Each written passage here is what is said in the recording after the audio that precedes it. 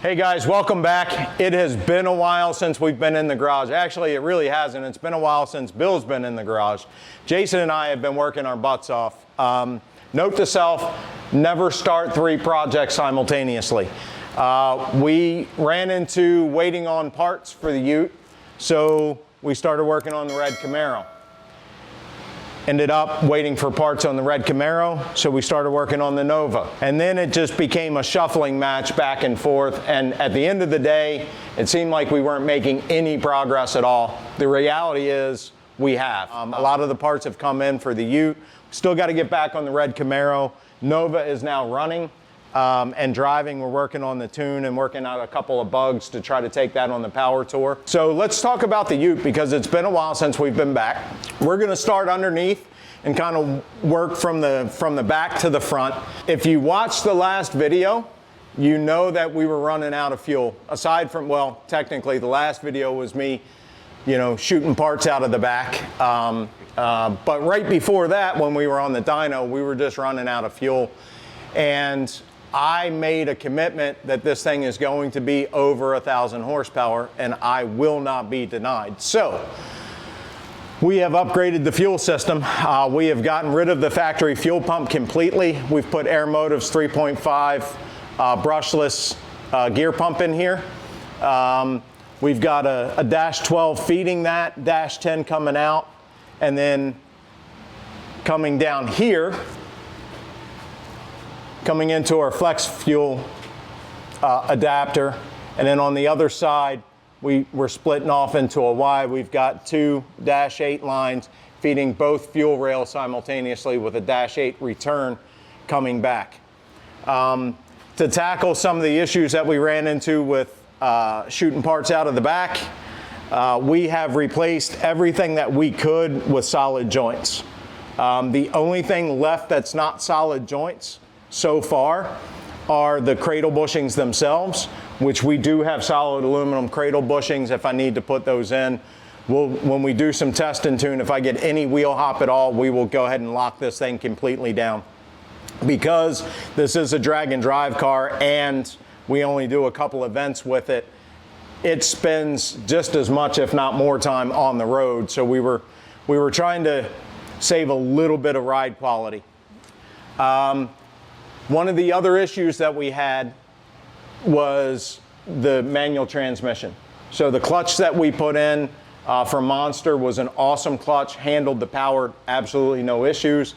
The problem, it was like a light switch, and I just couldn't figure out how to slip it. So it was everything right now, and every time I'd launch, I'd get wheel hop, and then we end up, shooting parts out. So we have converted it to a 4L80. We have absolutely no room up front for a trans-cooler fan. And since the radiator itself was for a manual, there's no provisions in there for cooler lines. So we installed a remote cooler back here. We have a new carbon fiber drive shaft. It's a little bit smaller than the one that we had.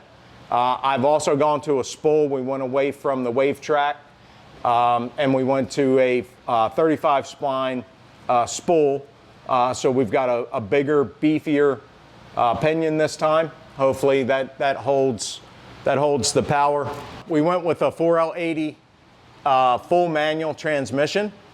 We've upgraded the headers. We had 1 3/4. We went to 1 7/8 long tube headers and changed the exhaust, and we've put turn downs on it as well.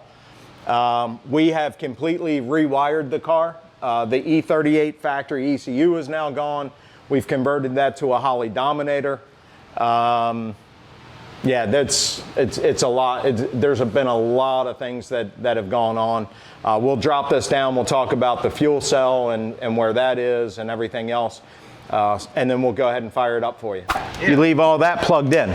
When you plug that in, it charges the lights, all 4 at the same time.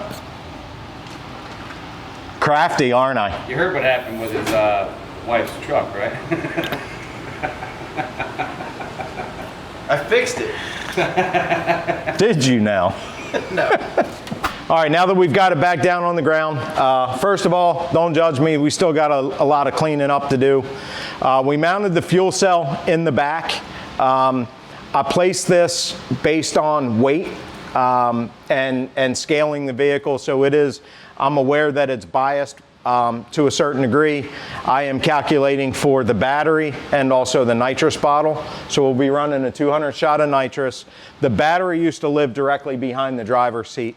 A, it was very difficult to get to, and B, it's pretty big, heavy battery. So we wanted to shift as much weight over or behind the rear axle as we possibly could. So we relocated the battery over here.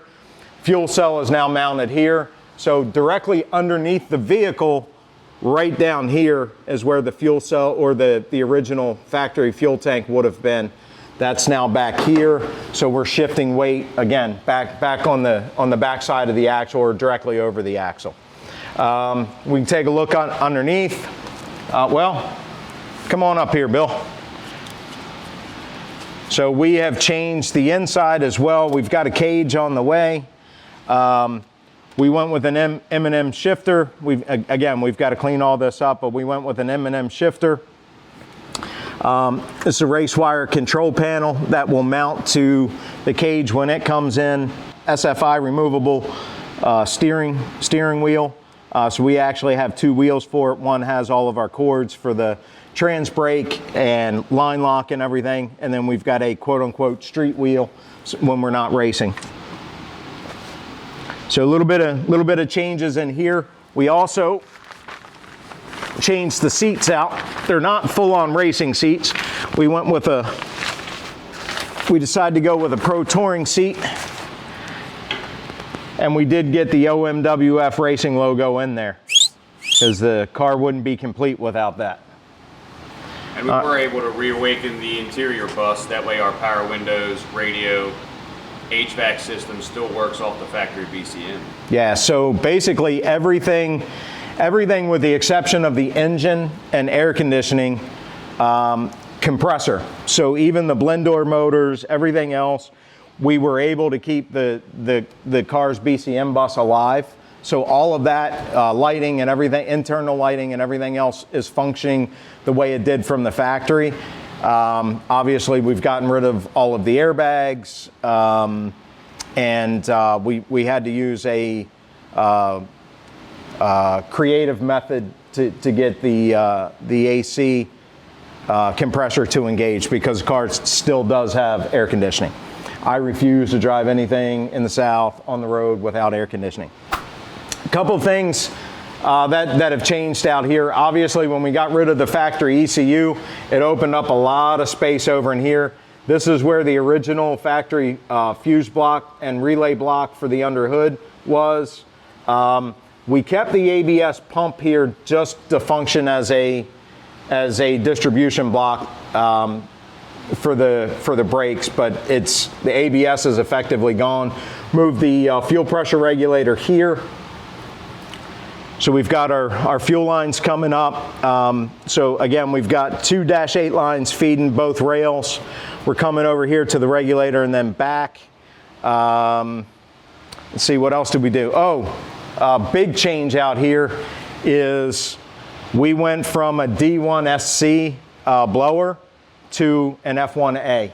So that should give us a little bit extra boost and should get us well into that 1,000 horsepower mark that we're going for. So like I said, when we talked about lowering this thing, we actually do have it running now. So I'll go ahead and fire it up and let you guys hear it.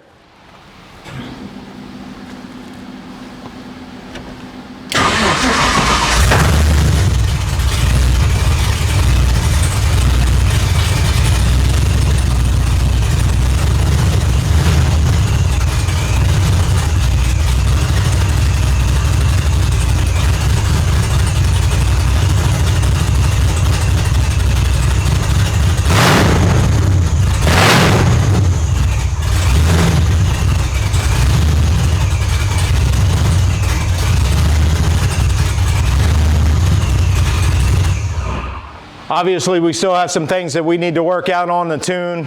We've got some cleaning up to do. But Southeast Street Yeet, is going to be fun this year. Fingers crossed, we keep all the parts in the car.